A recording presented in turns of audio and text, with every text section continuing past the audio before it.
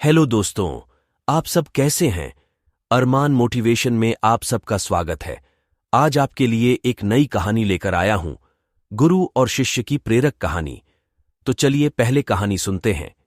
कुछ शिष्य गुरु से अच्छा काम करने लगते हैं तो उन्हें इस बात का घमंड हो जाता है और वे गुरु की सलाह की कद्र करना बंद कर देते हैं, जबकि ऐसा नहीं करना चाहिए। इस संबंध में एक लोक कथा प्रचलित है। कथा पुराने समय में गुरु और शिष्य दोनों खिलौने बनाकर बेचते थे और जो धन मिलता था उससे दोनों का जीवन चल रहा था। गुरु के मार्गदर्शन में शिष्य बहुत अच्छे खिलौने बनाने लगा था और उसके खिलौनों से ज्यादा पैसा मिलता था। गुरु के खिलौने औसत मूल्य पर बिकते थे, लेकिन गुरु रोज शिष्य से यही कहते थे कि तुम्हारे खिलौने में सफाई की जरूरत है। रोज रोज गुरु यही सलाह देते थे। कुछ ही दिनों बाद शिष्य को गुरु की ये सलाह बुरी लगने लगी।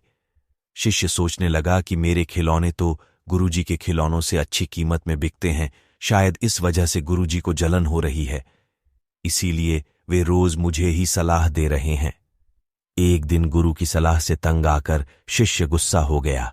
शिष्य ने गुरु से कहा, गुरुजी, मैं तो आपसे अच्छे खिलौने बना रहा हूं, मेरे खिलौनों के ज्यादा पैसे मिल रहे हैं, फिर भी आप मुझे ही अच्छे खिलौने बनाने के लिए कहते हैं, जबकि मुझसे ज्यादा तो आपको अपने काम में सुधार करने की जरूरत है।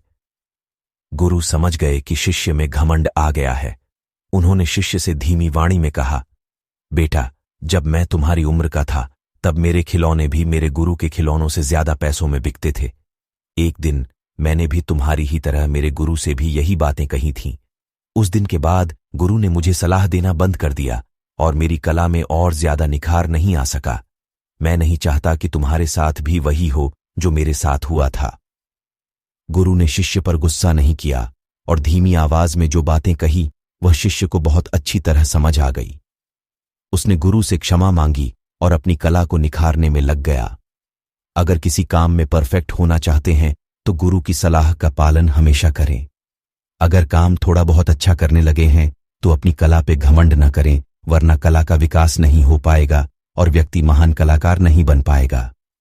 दोस्तों, ये कहानी आप लोगों को कैसी लगी मुझे कमेंट करें, मेरे चैनल को सब्सक्राइब करें, लाइक और शेयर करें। अपना ख्याल रखें और अपने परिवार वालों का भी। फिर मिलेंगे एक नई कहानी लेकर, तब तक के लिए धन्यवाद।